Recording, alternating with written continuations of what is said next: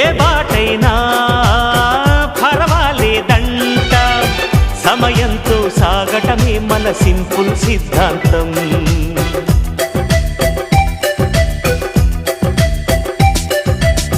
చిరుగాలికి పరిమళమిచ్చే సిరిమల్లెల వనమై ఉందాం, గగనాన్ని నేలను కలిపే హరివిల్లుల బంతెన అవుదాం.